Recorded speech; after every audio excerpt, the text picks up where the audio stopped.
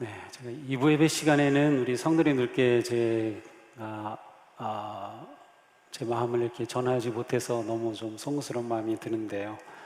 네, 우리 성도님들, 우리 원로 목사님 모든 장례 절차 속에 기도해 주시고 또 염려해 주시고 또 위로해 주셔서 장례 정말 감사함으로 잘 마칠 수 있어 정말 성도님들께 감사드립니다. 일일이 고마운 마음 전하지 못하도 이해해 주시기 바라고 정말 큰 힘과 또 위로를 얻게 되었습니다. 우리 원로 목사님 돌아가시기 바로 전날이 8월 15일 지난 주일이었는데요. 8월 15일에 온라인으로 예배를 참여하시는데 우리 주혜선 권사하고 같이 예배를 드리는데 또 평소와는 다르게 또 예배 더 열심히 또 즐겁게 참여하시고 또 축복송 할 때도 이렇게 같이 손 내밀고 축복송 부르시고 하셨다는 그런 얘기를 들었어요. 그래서 정말 마지막까지 예배를 기쁘게 드리면서 마지막 천국 가는 길을 준비하셨다는 생각을 하게 됩니다. 이렇게 아버님 별세하시면서 이렇게 사진들을 쭉 보게 되었는데 문득 참 행복한 삶을 사셨다는 그러한 생각을 하게 되었습니다. 물론 16살에 혼자 인민군으로 끌려가서 가족과 헤어지고 포로 생활 또 머슴 생활 하면서 이렇게 목회자의 길을 걸으셨지만 그래서 그 마음에는 늘 고향에 대한 그리움, 가족에 대한 그리움이 늘 있었지만 목회하시는 그 모든 삶은 참 행복하셨던 삶이었던 것 같습니다. 보니까 사진마다 뭐라고 할까요? 아주 만족스러워하시고 기뻐하시고 감사하시는 그런 모습 이렇게 보여주셨고, 아까 이제 그 추모 영상 맨 마지막은 1980년입니다. 그 당시 이제 부평감리교회하고 저희 교회가 해마다 체육대회를 했어요. 맨 마지막은 릴레이 달리기였는데 그때 북인천 여중 없어지기 전에 그 운동장입니다. 근데 그 큰 부평감리교회하고 저희가 대결을 해서 마지막 우승하는 그런 순간입니다. 그때 기억이 또 문득 나기도 하고요. 그리고 우리 원로 목사님의 생애에서 또 가장 중요한 것은 북한을 방문하시고 또 통일운동과 북한 선교하신 것이 아닌가 하는 생각이 듭니다. 평양에 방문해서 동생을 직접 만나기도 하시면서 그렇게 기도하시고 원하시던 꿈을 이루시기도 했고요. 물론 만나시기 8개월 전에 아버님이 별세하셔서 아버님은 만날 수 없었고 그랬지만 그래도 이렇게 동생들을 만나면서 그 꿈을 이루셨던 그런 그 사진들을 보면서 글쎄요, 제가 아들로서 제 남은 인생을 아버님처럼 그렇게 살 수 있을까 생각해 보니까 그러지 못할 것 같다는 생각이 듭니다. 저는 더 훨씬 좋은 환경에서 출발을 했고 더 좋은 그러한 조건으로 시작한 인생이지만 원로 목사님의 그 삶이 커 보이고요.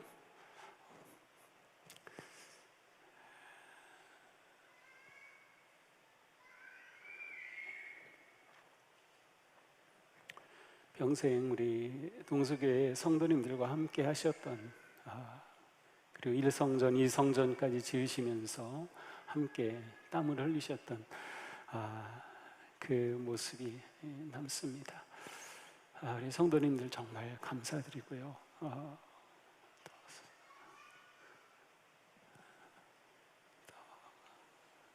앞으로 우리 교회 이제 내년에 50주년을 맞이하게 되는데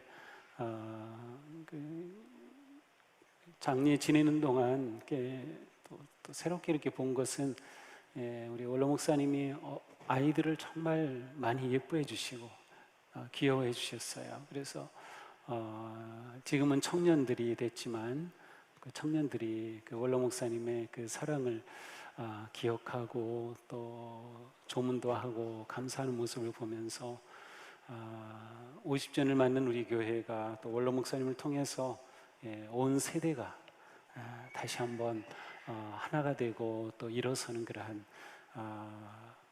좋은 씨앗이 되어 주셨다는 생각을 하게 되었습니다. 그래서 지금 이제 코로나 상태로 우리가 잘 모이지는 못하지만 그래도 좀 더 지금보다 더 좀 많이 모일 수 있는 상황이 되면 추모의 그 예배를 좀 가지면 좋겠다는 생각이 들고요. 그리고 또 교회로서도 우리가 초대 목사님을 천국으로 이렇게 보내면서 또 우리가 함께 나누고 또 격려받고 또 소망하는 그러한 시간을 좀 가졌으면 좋겠다는 생각이 듭니다. 네, 정말 성도님들께 감사를 드립니다. 요즘 계속 코로나 확진자가 늘어나서 좀 우리 마음이 좀 더 불안하고 좀 더 조심스럽고 좀 답답하곤 합니다. 근데 우리가 이 코로나 상황을 우리는 성도로서 좀 우리의 영적 성장과 성숙의 기회로 삼자. 그리고 작년에 우리가 또 계속 생각해 봤지만 이것을 하나님께서 우리를 새롭게 세우시는 그러한 기회로 삼자 하는 그러한 마음을 계속 우리가 가지고 있고 또 우리가 그렇게 좀 살려고 노력하고 있습니다. 정말 이 코로나를 통해서 하나님은 우리 교회에 그리고 우리의 삶에 무엇을 원하시고 기대하실까 하는 것들을 쭉 생각하면서 지금 우리는 영적 성장이라고 하는 그러한 주제를 좀 고민하고 있습니다. 우리 지난주까지 우리가 보았던 거 한번 이렇게 복습해 보면 어떨까요?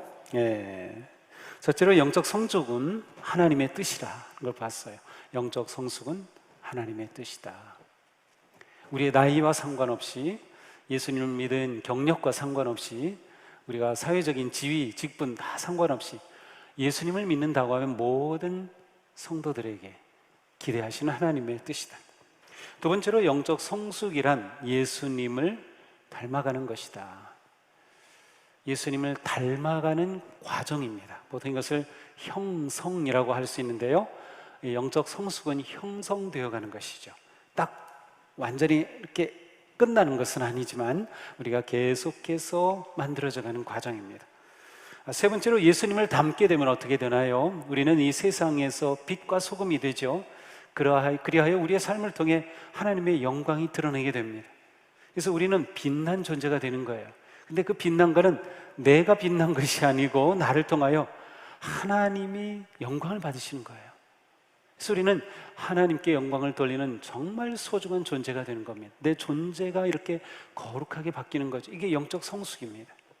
네 번째로 영적 성장의 가장 중요한 길은 하나님의 말씀을 먹는 것이다. 성장한다고 하면, 성숙한다고 하면 성숙의 자양분이 있어야 되는데 하나님께서는 말씀으로 우리에게 그 자양분을 공급해 주시는 거예요. 자, 여기까지는 우리가 다 기억할 수 있겠죠. 네, 그렇다면 우리가 이렇게 말씀을 먹어서 성장을 하는데 중요한 질문을 하게 됩니다. 나는 말씀을 먹는데 잘 소화하는가입니다. 말씀을 소화해야 돼요. 우리가 음식을 아무리 많이 먹어도, 잘 먹어도, 귀하고 좋은 음식을 골라 먹는다 하더라도 소화하지 못한다면 그것은 우리의 건강에 아무런 도움이 되지 않아요. 영적 성장도 마찬가지. 우리가 영적 성장을 위해 말씀을 잘 먹어야 하는데 그 말씀이 소화되어야 합니다. 잘 소화되어야 하죠. 바로 오늘은 그것을 생각해 보려고 합니다. 성경을 먹는다라고 하는 것은 다른 말로 표현하면 하나님과 관계를 만들어가고 세워간다라고 하는 것, 그런 의미를 가지고 있습니다. 우리는 성경을 먹음으로 하나님과 아주 특별하고 친밀한 관계를 형성하게 됩니다. 관계를 더 세워가는 것입니다. 그러니까 우리의 영적 성장은 하나님과의 관계에 있어서의 성장이기도 합니다. 굉장히 중요하죠. 그래서 우리가 하나님과 어떤 관계를 맺느냐가 아주 중요합니다. 하나님과 바른 관계를 맺을 때 우리의 영적 성장이 계속해서 일어나게 되는 거예요. 그래서 우리는 반드시 이러한 질문을 해봐야 합니다. 나는 영적 성숙을 위해서 하나님과 어떤 관계를 맺고 있는가? 영적 성숙을 위해서 어떤 관계를 하나님과 맺고 있는가? 원로 목사님 별세하시면서 제가 생각해 봤어요. 아버님이 가지셨던 관계 말이죠. 가장 중요한 것은 가족과의 관계였겠죠. 그 중에서도 아마 아내와의 관계, 부부로서 가장 친밀한 관계였을 겁니다. 그리고 아들, 딸, 손자, 손녀와의 관계, 또 우리 성도들과의 관계. 그런데 별세하시는 순간 그런 관계는 다 끝나버렸어요. 더 이상 주고받는 관계는 불가능해졌습니다. 그러나 하나님과의 관계는 계속됩니다. 하나님과의 관계는 계속됩니다. 영적 성장이 어느 나이에라도 있어야 하는 이유가 바로 그것입니다. 내일 죽더라도 오늘 나는 영적으로 깊어져야 되는 이유는 하나님과의 관계는 계속되기 때문이에요. 그러므로 우리는 물어봐야 합니다. 하나님과 나는 지금 어떤 관계를 맺고 있는가? 지금 내가 하나님과 맺고 있는 관계는 어떤 말로 표현될 수 있을까요?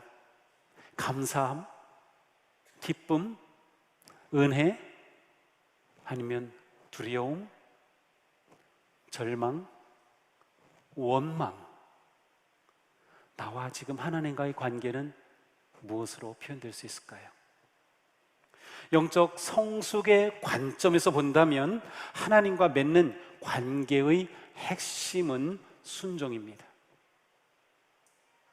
신앙생활 전체로 본다고 하면 하나님과의 맺는 관계의 핵심은 사랑이라고 할 수 있어요. 그런데 영적 성장이라고 하는 관점에서 볼 때 하나님과의 맺는 관계에 있어서 중요한 것은 순종입니다.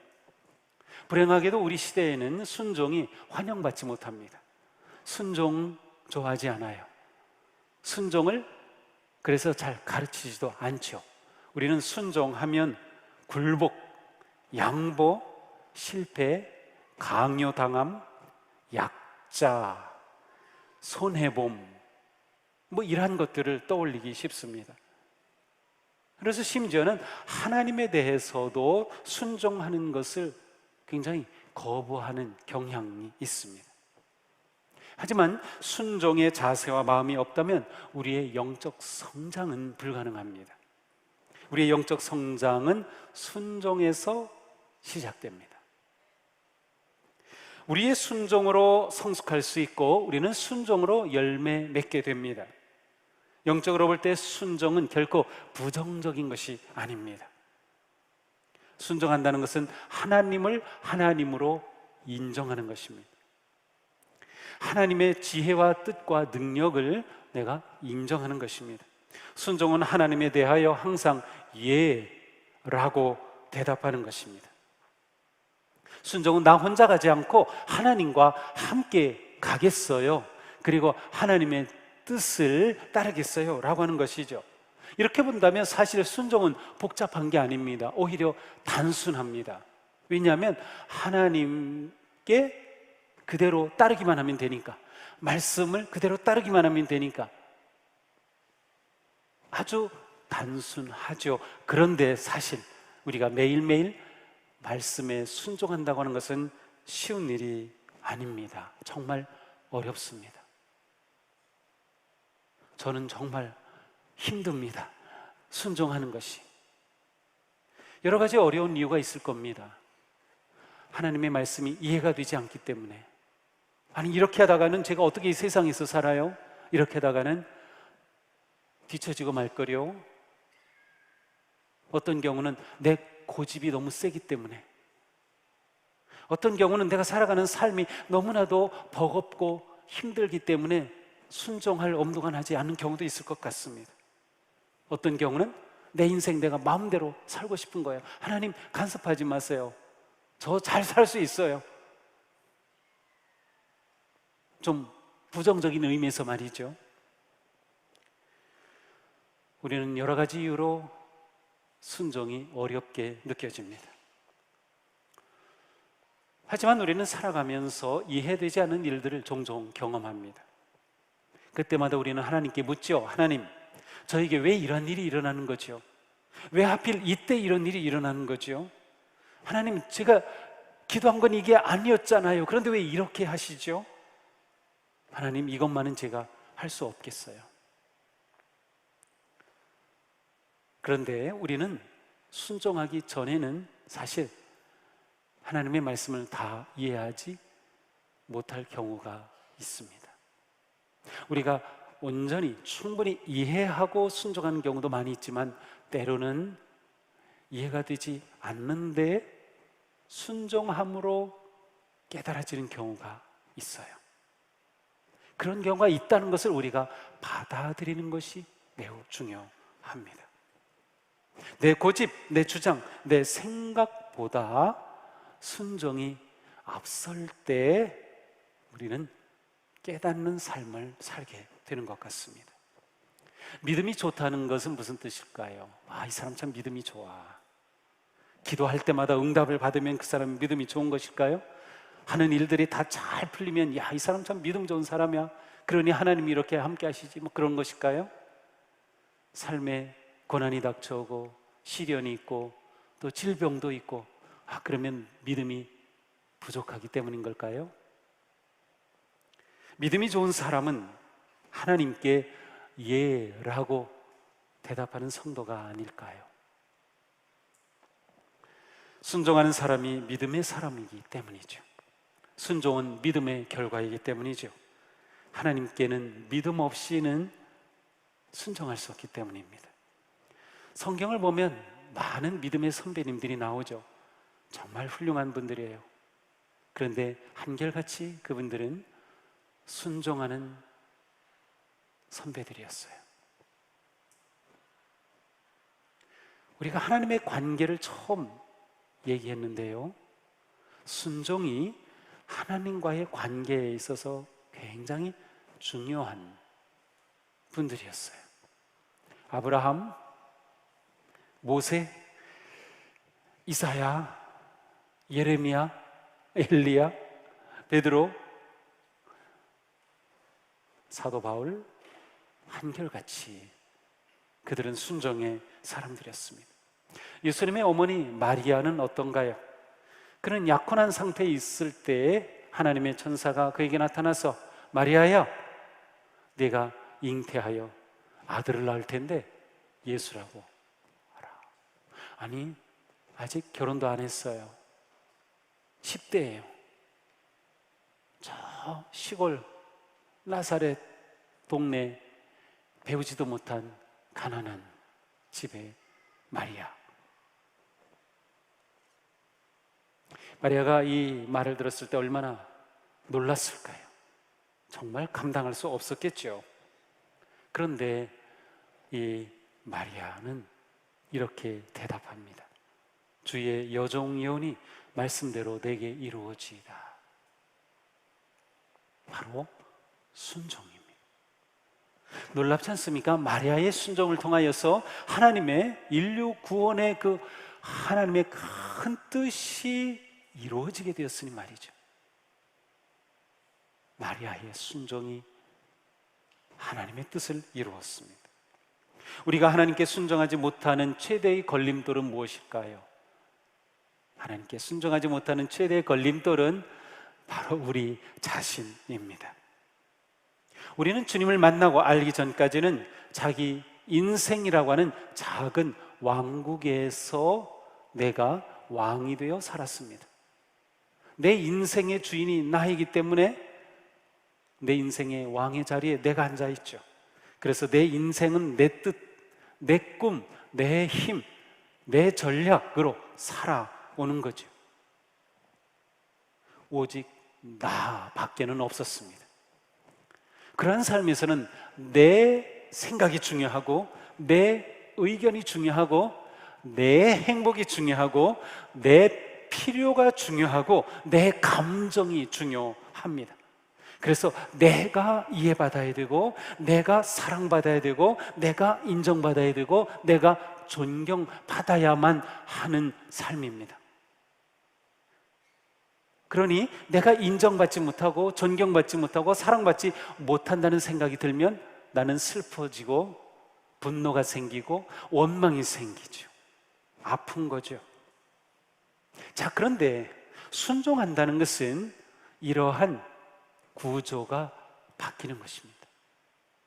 내 안에 내가 주인 되어, 내가 왕이 되어 나라고 하는 작은 왕국으로 살아온 내가 이제는 그 구조가 완전히 바뀌는 겁니다.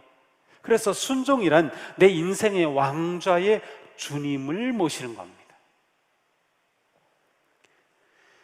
마리아가 예라고 대답하는 순간 자신의 중심에 하나님을 모신 겁니다.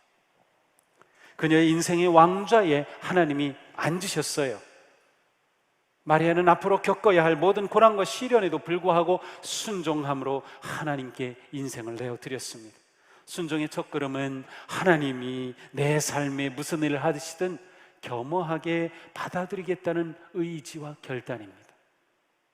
내가 이해가 되지 않아도, 내 고집이 세도, 내가 지금 그럴 상황이 아니라도 말이죠.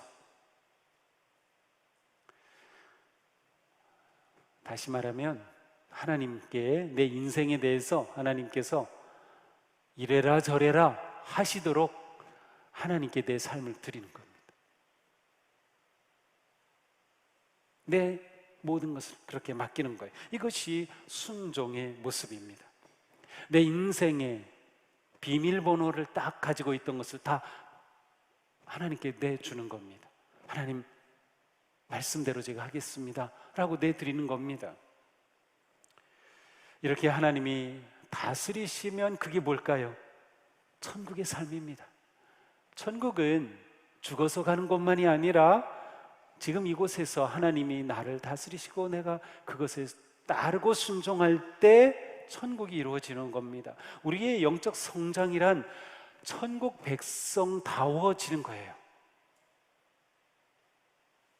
그래서 천국의 왕이신 하나님의 다스리심 속에 그 하나님과 함께하는 삶이죠. 예수님은 하나님께 순종하여 십자가를 지심으로 우리에게 놀라운 구원의 은혜를 베풀어 주셨어요. 그렇게 우리를 사랑하셨습니다. 예수님이 순종하셨듯 우리도 그렇게 순종하고 기쁨으로, 자발적으로, 감사함으로 순종하는 삶으로 나아가는 것이 예수님을 닮아가는 것이고, 그러한 순종이 우리가 영적으로 성장하게 합니다. 신앙생활은 결국 이렇게 말할 수 있어요. 내 인생의 왕좌에 누가 앉느냐의 싸움입니다. 내 인생의 왕좌에 내가 앉을까, 아니면 주님이 왕으로 오실까라고 하는 그 싸움이 바로 우리 하루하루의 일상이라고 할 수 있어요. 우리 매형과 공부하신 분들 기억나시죠? 두 가지 속성, 내 안에 두 가지 속성이 싸우고 있는 겁니다. 내가 아니면 하나님이 누가 주인이 될까를 싸우고 있는 거예요. 여기서 우리는 계속해서 주님을 선택해 가는 거예요. 주님이 다스리신 영역을 점점 더 내어드려 넓혀 드리는 겁니다. 이것이 영적 성숙의 아주 중요한 길입니다. 이것이 우리 영적 성숙을 위한 삶의 구조 조정이라고 할 수 있어요. 새로운 패러다임이라고도 할 수 있고, 요즘은 프레임이란 말도 많이 쓰는데 새로운 틀입니다. 하나님과 맺는 관계의 틀이 이렇게 잡혀지면 우리는 영적으로 성장하는 길에 들어선다. 폴라로이드 사진 아시죠? 이렇게 찍으면, 옛날엔 필름이 있어서 가서 인화를 했는데 폴라로이드 사진 딱 찍으면 그 자리에서 인화된 사진이 나오죠. 그런데 곧장 나옵니까? 아니죠. 처음에 나온 것을 이렇게 받아보면 하얗습니다. 그런데 시간이 지나면 점점 그림이 분명해집니다. 바로 이것이 순종입니다. 순종하는 순간 우리는 잘 몰라요.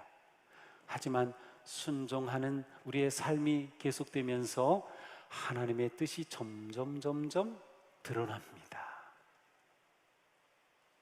그것을 깨닫는 기쁨, 그러한 삶을 사는 즐거움, 이것이 영적 성장입니다.